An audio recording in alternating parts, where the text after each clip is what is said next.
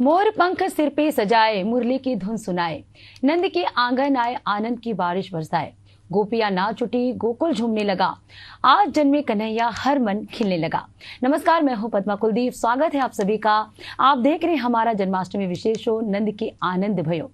जब जब धरती पर अधर्म बढ़ता है, तब तब प्रभु अवतार लेते हैं। द्वापर युग में जब अत्याचार की अंधकारमयी छाया फैली, तब भगवान विष्णु ने कृष्ण रूप में अवतार लिया। कैसे वासुदेव ने नवजात कृष्ण को यमुना पार कर नंद बाबा के घर पहुंचाया, ये कहानी हर कृष्ण भक्त के दिल में बसती है। हम जानेंगे इस साल जन्माष्टमी किस नक्षत्र और योग में मनाई जा रही है, इसका ज्योतिष महत्व क्या है, किस शुभ मुहूर्त और पूजा विधि से कान्हा की पूजा करें, इसका राशियों पर असर और क्या खास उपाय। हमारे साथ स्टूडियो में मौजूद है पंडित विनीत शर्मा जी, जो हमें ये सब जानकारी देंगे। पंडित जी, बहुत बहुत स्वागत है। तो चलिए शुरू करते हैं हमारा विशेष शो नंद के आनंद भयो।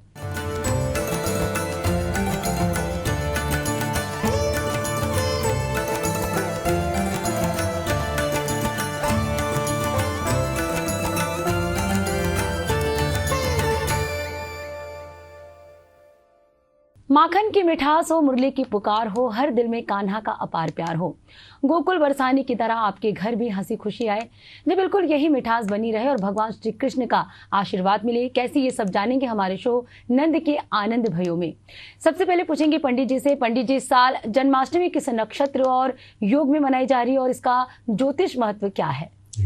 भाद्रपद कृष्ण पक्ष की अष्टमी जो तिथि है, जो कि आज है, यह जन्माष्टमी के रूप में मनाई जाती है। संपूर्ण भारतवर्ष में, संपूर्ण आर्यावर्त संस्कृति में इसे कृष्ण जन्माष्टमी के नाम से जाना जाता है।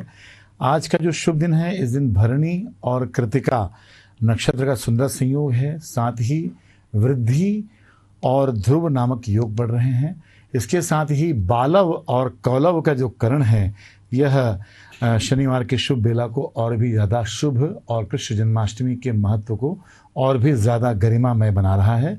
इसके साथ ही आज ही के दिन सूर्य जो देवता हैं, सूर्य जो ग्रह हैं, ग्रहों के अधिपति, उनका प्रवेश भी सिंह राशि में होने जा रहा है।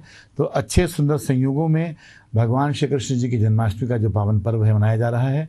साथ ही आज उच्च के चंद्रमा, स्वग्रही सूर्य विराजमान हैं और इसके साथ ही मंगल जो है कन्या राशि में विराजमान होकर के, बुध कर्क राशि में विराजित हैं, गुरु जो ग्रह हैं, जो सौम्यता के प्रतीक है, मिथुन राशि में विराजित हैं।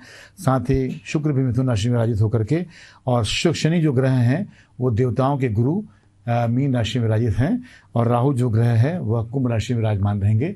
तो ये आज का जो शुभ दिन है, इन नक्षत्रों में, इन शुभ मुहूर्तों के साथ पूरा संपूर्ण दिवस जो है कृष्ण जन्माष्टमी के पावन उत्सव को पूरे भारतवर्ष में उत्साह उमंग के साथ मनाया जाएगा।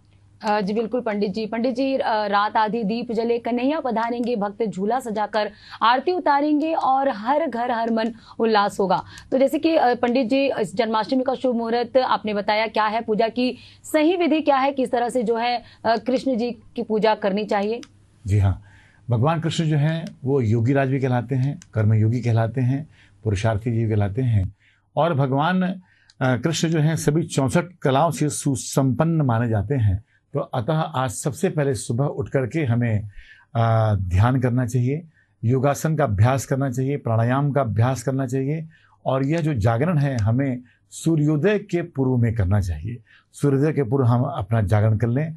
उसके उपरांत ध्यान, योगाभ्यास, चंद्र नमस्कार, सूर्य नमस्कार, विभिन्न तरह के आसनों को अच्छी तरह से वर्जिश करने के उपरांत हम दिन का प्रारंभ करें। आज के दिन ध्यान भी करने की बहुत विशिष्ट महत्व माना गया है, क्योंकि यह अष्टमी का दिन है, कृष्ण जन्माष्टमी का दिन है। अष्टमी के दिन में ग्रहों की ऐसी स्थितियां होती हैं कि हम आज के दिन जो किया गया ध्यान है, और खासकर कृष्ण जन्माष्टमी का भगवान कृष्ण का ध्यान करना अत्यंत शुभ माना जाता है, जिससे कि हमारी समस्त मनोकामनाएं पूर्ण होती हैं और हमारी इच्छाएं जो है पूर्ण होती हैं। इसके उपरांत स्नान करने के उपरांत हमें अपने घर में मिश्री और माखन का जो है वह भोग जो है वह भगवान श्री कृष्ण जी को अर्पित करना चाहिए। इसके साथ ही 56 जो भोग है वह भी भगवान के लिए, भगवान को अर्पित किया जा सकता है। साथ ही आज के दिन व्रत, उपवास, एकासना, फलाहारी, निराहारी उपवास रखने की मान्यता मानी गई है। इस उपवास के क्रम को हमें पूरे विधि अनुसार, पूरे निश्चल मन से, पूरे साफ हृदय के साथ इस उपवास को, इस व्रत को हमें करना चाहिए। इसके साथ ही आज के शुभ दिन जो है कृष्ण गायत्री मंत्र का पाठ करना अत्यंत शुभ माना गया है। आज के शुभ दिन, कृष्ण जन्माष्टमी के दिन, भगवान कृष्ण के स्मरण करने, उनके कार्यों को स्मरण करने, उनके बताए हुए मार्ग पर चलने का स्मरण करने का दिन है। अतः आज के शुभ दिन कृष्ण चालीसा का पाठ करना बहुत ही शुभ माना जाता है कि आज सभी जो जातक हैं वो कृष्ण जी की चालीसा करें, तदुपरांत कृष्ण जी की आरती गा करके इस क्रम को हमें विराम देना होता है।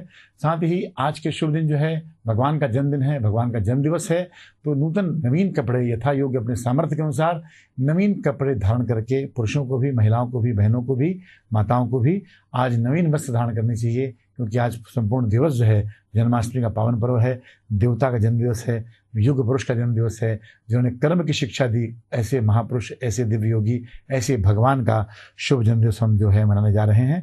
तो इस विधि से हमें भगवान कृष्ण जी को स्मरण करते हुए उनकी स्तुति, प्रार्थना, उपासना और स्तुति करते हुए भगवान कृष्ण जन्माष्टमी के संपूर्ण पावन पर्व को हमें मनाना चाहिए। आज के जो शुभ दिन होता है, इस दिन माखन का, मीठी दही का और खट्टी दही का, इन चीज़ों का अत्यधिक विशेष महत्व माना गया है। तो इन सभी को हमें अपने भगवान को चढ़ाए जाने वाले पदार्थों में निश्चित तौर पर उपयोग में लाना जाना चाहिए। साथ ही जब हम उपवास का क्रम तोड़ते हैं तो रबड़ी, दूध के बने पदार्थ, दूध से बनी हुई मिठाइयाँ, छेने से बनी हुई मिठाइयाँ और मक्खन आदि का उपयोग करके हमें व्रत को पालन करना चाहिए। बिल्कुल, पंडित जी ने जैसे बताया कि किस विधि पूर्वक जो है जन्माष्टमी का पर्व मनाना चाहिए, भगवान श्री कृष्ण का जन्मदिन मनाना चाहिए और किन विशेष बातों का ध्यान रखना चाहिए। पंडित जी, कृष्ण जन्म के समय रोहिणी नक्षत्र का क्या विशेष महत्व है? जी हाँ, रोहिणी जो नक्षत्र है ये चंद्रमा का विशेष नक्षत्र माना गया है। चंद्रमा को सर्वाधिक प्रिय नक्षत्र माना गया है रोहिणी। चंद्रमा की जो थी 27 पत्नियां थी, जिसमें सभी नक्षत्रों के नाम आते हैं, सभी नक्षत्र जो है चंद्रमा की रानियां मानी गई हैं। रोहिणी जो है इस राशि में उपस्थित जब होते हैं चंद्रदेव, तब वे उच्च कला के माने जाते हैं, उच्च राशि के माने जाते हैं, जो कि संयोग इस दिन पड़ता है। तो यह जो रोहिणी नक्षत्र का जो सुखद संयोग है, इस बेला में ही भगवान श्री कृष्ण का जन्म हुआ था। आज से ठीक 5253 वर्ष पूर्व ऐसी मान्यता है कि भगवान श्री कृष्ण का जन्म रोहिणी नक्षत्र में ही जन्म हुआ था। रोहिणी जो है उनकी सबसे प्रिय पत्नी मानी गई। सबसे सर्वाधिक समय वो प्रेम, स्नेह और उनके साथ समय व्यतीत करने का जो कार्य करते थे चंद्रदेव, तो रोहिणी नक्षत्र के साथ ही करते थे, रोहिणी माता के साथ ही करते थे। और इसलिए इस राशि में विराजित होकर के चंद्रमा जो है उच्च राशि को जाते हैं, अर्थात शक्तिशाली जो आते हैं। ऐसे सुखद संयोग की बेला में भगवान श्री कृष्ण जी का जन्म हुआ था। तो यह इस रोहिणी नक्षत्र का सर्वाधिक विशिष्ट और अति विशिष्ट महत्व इस पर्व के लिए माना गया है। और यहाँ पर चंद्रमा जो है संपूर्ण कलाओं से निखर करके अपने उच्चत्व भाव को प्राप्त करते हुए विराजित रहते हैं। तो निश्चित तौर पर यह संपूर्ण जगत के लिए, मानव मात्र के लिए कल्याणकारी नक्षत्र, कल्याणकारी शुभ नक्षत्र का योग माना गया है। जी बिल्कुल। तो जैसे कि जन्माष्टमी के समय रोहिणी नक्षत्र का क्या महत्व है, इसे पंडित जी ने बताया। और पंडित जी, क्या इस बार कोई विशेष ग्रह योग बन रहा है जो इसे और शुभ बना देगा? जी हाँ, चंद्रमा जो है अपनी उच्च राशि में विराजमान है, तो निश्चित तौर पर चंद्रमा जो है वृषभ राशि में इसकी विराजमान है। तो यह जो है अपने आप में सुखद संयोग बनाता है। जैसा हमने पूर्व में बताया कि सूर्य भी जो है वह स्वग्रही होकर विराजमान है, अर्थात चंद्रमा देवता और सूर्य देवता के मध्य में चतुर्थ दशम, यानी चंद्रमा से सूर्य जो है चतुर्थ और सूर्य से जो चंद्रमा है वह दशम, तो इसे बोलते हैं चतुर्दशम का सुंदर सा संयोग बन रहा है। तो यह इस नवरात्रि को अत्यधिक वैशिष्ट बनाता है। साथ ही आज के दिन कालाष्टमी का सुखद संयोग है, कालाष्टमी का सुखद संयोग जो है बन रहा है। और आज के दिन जो है वाहन योग, नए नूतन वाहन खरीदने का योग, नूतन वस्त्र, नूतन जमीन रजिस्ट्री करने का सुखद संयोग है, यह भी बन रहा है। तो आज का जो संपूर्ण दिवस है यह समस्त चीज़ों के क्रय विक्रय, सोने के खरीदने के लिए, चांदी के खरीदने के लिए और विभिन्न तरह के अचल संपत्ति, जमीन जायदाद और विभिन्न तरह की संपत्तियों को खरीदने के लिए बहुत ही सुखद और सकारात्मक है, जिससे आपकी समस्त जो कामनाएं हैं वह पूर्ण मानी जाती हैं। आज के शुभ दिन जो है बुध जो ग्रह है वह कर्क राशि में विराजित हो रहा है। तो यह भी अपने आप में एक अच्छा सा संयोग माना गया है। इसको भी बहुत शुभ दृष्टि से देखा जाता है, शुभ माना जाता है। चंद्रमा के दोनों तरफ जो है आज के दिन ग्रह विराजमान है, तो यह वेशी योग का एक अच्छा संयोग बना रहा है। तो कुल मिलाकर ये जो नवरात्रि, ये जो कृष्ण जन्माष्टमी का पावन पर्व है, कृष्ण भक्तों के लिए, माखन चोर के भक्तों के लिए बहुत ही पर्व पवित्र है, बहुत ही पावन है। पूरे उत्साह के साथ, पूरे उमंग के साथ और बिल्कुल सामाजिक परंपरा का निर्वहन करते हुए इस पर्व को बहुत आनंद उत्साह से मनाएं। पंडित जी, आधी रात को जन्मोत्सव की परंपरा क्यों है? जन्माष्टमी के दिन आधी रात में क्यों पूजा की जाती है? जी हाँ, जैसा कि सभी को विदित है कि माता देवकी के अष्टम पुत्र के रूप में भगवान श्री कृष्ण का जन्म होता है। भगवान कृष्ण जो हैं अष्टम पुत्र के रूप में जाने जाते हैं और माता देवकी को कंस ने बहुत कष्ट दिए, प्रहार किए, उनके 7 गर्भों को नष्ट किया। उसके उपरांत भगवान कृष्ण 8वें गर्भ के रूप में जन्म लेते हैं। तो भगवान की लीला की होती है, इस तरह से होती है कि कंस को इसके बारे में ना मालूम चल पाए, तो मध्यरात्रि के समय में, मध्यरात्रि का समय निर्धारित करके जो समस्त ग्रह हैं, देवतागण हैं, समस्त जो सृष्टि है, वह एक व्यवस्था करती है कि इस जगत से अधर्म का नाश करने के लिए, असत्य का नाश करने के लिए, अनीति का नाश करने के लिए भगवान कृष्ण का जन्म होता है और वह मध्यरात्रि की बेला में होता है। यह सब कुछ भगवान के लीला के अनुसार, भगवान की मर्जी के अनुसार सुसंपन्न होता है, जिससे कि वे चल करके कर्म की महत्ता को समझा सकें, योग की महत्ता को समझा सकें और दुर्योधन नामक जो दुष्टांत राजा था इसका नाश कर सकें और समाज में, राज्य में, सृष्टि को, आने वाली समस्त पीढ़ियों को सत्य की स्थापना का गौरव प्रतिस्थापित कर सकें। तो यह निर्धारित होता है कि मध्यरात्रि के समय में ही भगवान श्री कृष्ण का जन्म होता है और उसके उपरांत जब उन्हें खोजा जाता है, कंस के जो प्रहरी हैं, कंस के जो चापलूस दरबारी थे, कंस के जो सेना थी, वह उन्हें ढूंढने के लिए निकलती है, परंतु विधि के अनुसार, भगवान की लीला के अनुसार वे अपने स्थल को, जन्म स्थल को छोड़ करके निकल जाते हैं और वृंदावन में आ जाते हैं और वहाँ पर उनका लालन पोषण, पालन पोषण, पल्लवन होता है। तो ये सब कुछ जो है भगवान की मर्जी के अनुसार और सृष्टि निर्माता की मर्जी के अनुसार और इस लीला को चलाने के लिए सब कुछ जो है गिरधर के हाथ में ही होता है। ऐसी मान्यता है कि मध्यरात्रि का जन्म जो है वह बहुत ही पवित्र है, इसलिए भगवान श्री कृष्ण के जन्म को भी मध्यरात्रि की बेला में अर्थात 12 बजे से लेकर के 12:53 के मध्य में भगवान कृष्ण के जन्मोत्सव को, भगवान कृष्ण के आगमन को, भगवान कृष्ण की जन्म तिथि को पूरे वर्ष उत्साह, उल्लास और उमंग के साथ इसे मनाने का जो क्रम है वह निर्धारित है।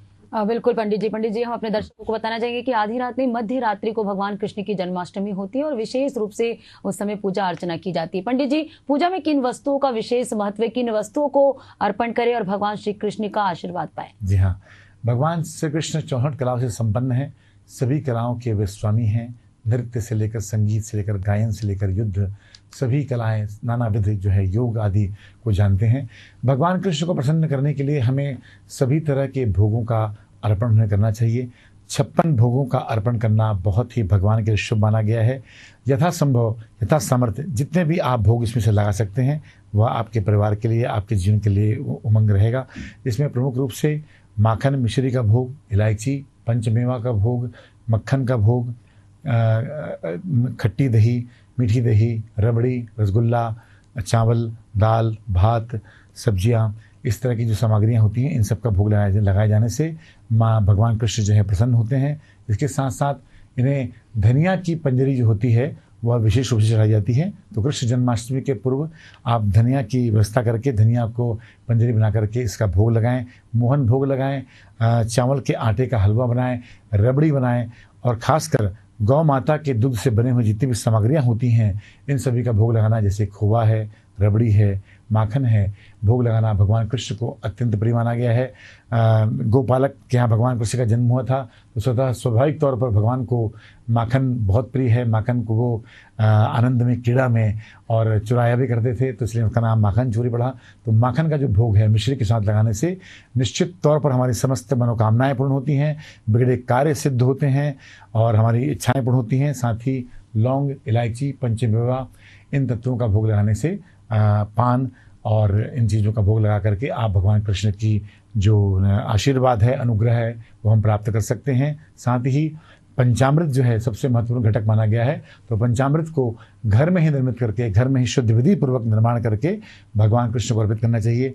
नाना विध प्रकार के जो फल हैं उनका हमें भोग लगाना चाहिए और खासकर खीरा आदि का जो भोग है वह लगाने से भगवान कृष्ण का जो प्रसन्नता है वह हमें प्राप्त होती है।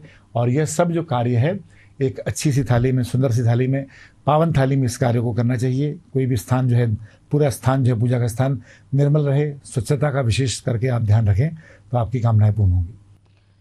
तो पंडित जी बता रहे थे इस जन्माष्टमी में किन वस्तुओं को अर्पित करना चाहिए ताकि भगवान श्री कृष्ण का आशीर्वाद प्राप्त हो। पंडित जी, इस जन्माष्टमी पर किन राशियों को विशेष लाभ मिलेगा, किन राशियों को सावधानी बरतनी चाहिए और क्यों? वृषभ राशि, सिंह राशि, वृश्चिक राशि और कुंभ राशि के जातकों के लिए यह जन्माष्टमी बहुत ही योग कारक है, बहुत ही पक्षकारी है। वृषभ राशि के जो जातक हैं नए आभूषण, नए वस्त्र खरीद सकते हैं, इनसे इन्हें लाभ मिलेगा। सिंह राशि के जातकों के भी कार्य सिद्ध होने की संभावना जो है व्यापक रूप में बन रही है। मातृपक्ष से संबंध जो है वह सुधारना बेहतर होगा। माता पिता की सेवा करें, निश्चित तौर पर भगवान कृष्ण आपका कल्याण करेंगे। वृश्चिक राशि के जातकों को अपने जीवन साथी से संबंध सुधारने का बहुत ही अनुकूल मौका मिल रहा है। कृष्ण जन्माष्टमी का लाभ उठाएं। यदि संबंधों में दूरियां आ गई हों तो उन्हें ठीक करने के लिए चेष्टा करें, प्रयासरत रहें। कुंभ राशि के जो जातक जिनके लिए हमने बताया कि यह जन्माष्टमी बहुत ही शुभ है, उनके सभी बिगड़े हुए कार्य सिद्ध होने की संभावना बन रही है। माता की सेवा करें, स्त्री पक्ष को मान दें, स्त्री को सम्मान दें, बेटियों के आदर करें। आप देखेंगे कि आपके जीवन में बाहर आएगी। इसी तरह से मेष राशि, कर्क राशि, तुला राशि और मकर राशि के जातकों के लिए भी यह जन्माष्टमी का जो पावन पर्व है अच्छी खुशियां लेकर आने वाला है, अच्छे शुभ संकेत लेकर आने वाला है, शुभ समाचार की प्राप्ति के संजोग बैठ रहे हैं। मेष राशि के जातकों को आज भगवान श्री कृष्ण जी को निश्चित तौर पर आज माखन और मिश्री का जो भोग है वह अर्पित करना चाहिए। लाल सेव भगवान को भोग लगाएं और उसके उपरांत शाम को उसे ग्रहण भी करें तो निश्चित तौर पर आपके बिगड़े जो कार्य हैं वो सिद्ध होंगे। भगवान कृष्ण की कृष्ण चालीसा का पाठ करें। कर्क राशि के जातकों के लिए भी समय अनुकूल हो रहा है। भगवान कृष्ण की पूजा करें, यथा योग्य सेवा करें, उन्हें आसन दें, उन्हें भोजन कराएं, उन्हें शयन कराएं तो आप पाएंगे निश्चित तौर पर आपके कार्य जो हैं वो सिद्ध होंगे। ओम नमो भगवते वासुदेवाय, इस महामंत्र का जाप करना कर्क राशि के जातकों के लिए लाभदायक होने वाला है। तुला राशि के जातकों को भी लाभ मिलने की संभावना बनती है।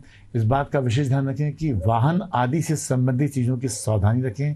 हेलमेट आदि का बिल्कुल सजगता के साथ प्रयोग करें, इस बात का आप बिल्कुल ध्यान रखें। भगवान कृष्ण को आप इलायची अर्पित करें, लौंग अर्पित करें, आपकी कामना जो है वो सिद्ध होगी।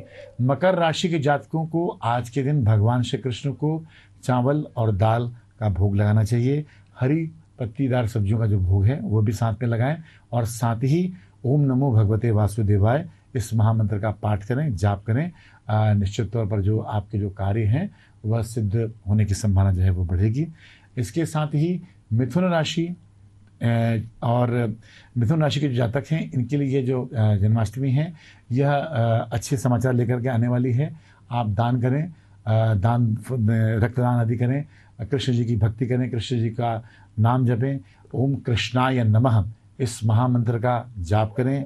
ओम वासुदेवाय नमः इस महामंत्र का नियमित रूप से जाप करेंगे। निश्चित तौर पर आपके जीवन में जो है कार्य सिद्धि होने के जो संजोग हैं वो बढ़ेंगे। आपके कार्य जो है सिद्ध होने की संभाव्यता जो है वो बढ़ जाएगी। तो आप सभी भगवान कृष्ण की आराधना, साधना पूरी श्रद्धा, आस्था और विपुल भक्ति के साथ करें। कृष्ण जी के भजन का गायन करें। आप देखेंगे कि आपके कार्य जो हैं वो सिद्ध होंगे। जी बिल्कुल। पंडित जी, नंदलाल का आशीर्वाद पाने के लिए इस रात कौन से आसान उपाय किए जा सकते हैं? जी हाँ, आज के दिन जो है पीली सरसों का जो है दान करना बहुत ही पवित्र माना गया है। यह जो कृष्ण जन्माष्टमी का जो पावन पर्व है यह अष्टमी तिथि का संजोग लेकर आ रहा है, साथ ही शनिवार की भी युति है। तो आज के दिन पीली सरसों, काली सरसों अथवा काले तिल का जो दान करना है इसके बहुत ही शुभकारी होगा, योगकारी होगा।